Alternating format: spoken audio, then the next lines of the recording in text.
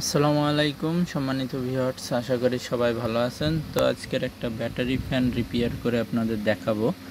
এটা একটা 6 ভোল্টের ব্যাটারি আর 6 ভোল্টের মোটর।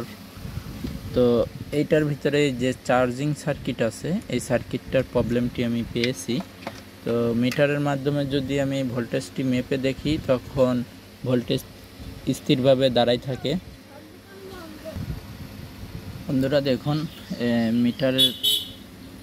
মিটারের মাধ্যমে যদি আমি চেক করি, তাহলে এখানে স্থিরভাবে ভোল্টেজ দাঁড়ায় থাকে। আর যখনই আমি চার্জিং সার্কিটে লাগানো থাকে তারগুলা, তখন দেখুন ভোল্টেজগুলা আপ ডাউন করে। এই জন্য মূলত এটার পাওয়ার সার্কিটটি নষ্ট হয়ে গেছে।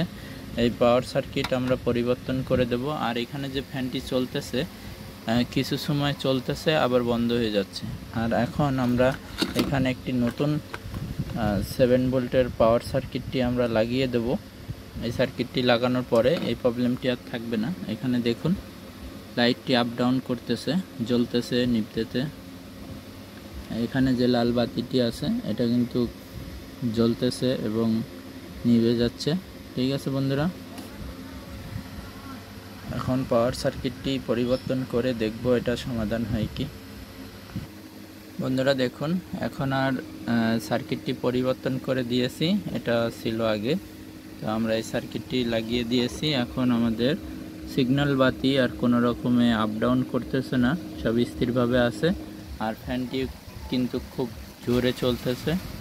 ঠিক আছে, ব্যাটারি চার্জ হচ্ছে, এসি লাইন দেওয়া আছে। দেখুন এসি লাইন খুলে দিলে কিন্তু অফ হয়ে গেছে।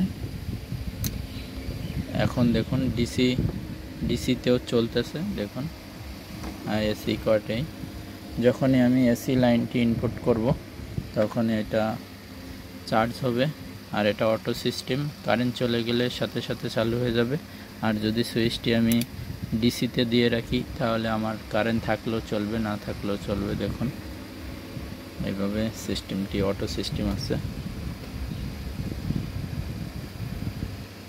তো আপনাদের যারা চার্জিং সমস্যা নিয়ে ভুগবেন, তারা অবশ্যই চার্জিং সার্কিটটি পরিবর্তন করলেই মেরামত হয়ে যাবে। ভিডিওটি ভালো লাগলে অবশ্যই লাইক করবেন, কমেন্টে জানাবেন আপনাদের মূল্যবান মতামত।